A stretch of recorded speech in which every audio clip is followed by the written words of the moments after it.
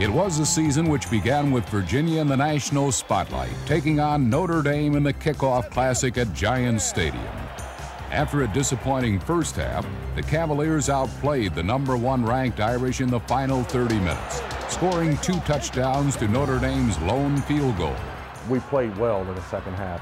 I can remember us coming out, continuing to compete. We put some points on the board, we moved the ball, and I think that's what gave us the confidence then going into the Penn State game that we could go up there and do some damage. And we practiced differently. I think our team altogether was different from that point on as far as how we prepared for games. And so when we went into the Penn State game, the thing I remember most is just being prepared for everything that they were going to shoot at us. And then it just came down to whether or not we were going to be able to make enough big plays.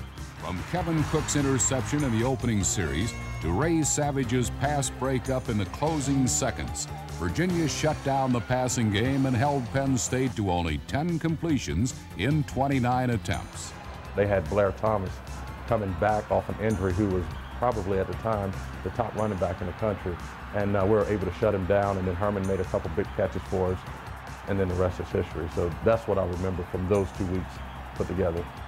Virginia struck quickly as Sean Moore connected with Herman Moore for 2 scores before halftime, building what proved to be an insurmountable lead. It was kind of fun to kind of surprise people with the talent that we had, and we had just it seemed like every guy was almost the same person. Like the personalities, the things that we thought were funny, the things that we liked, that we didn't like. It seemed like everyone was like from that same mold. So in the huddles, and especially on offense, man, we were having a blast all the time, because Sean was a funny guy, and Herman was always mimicking Coach Welsh, even in the huddle.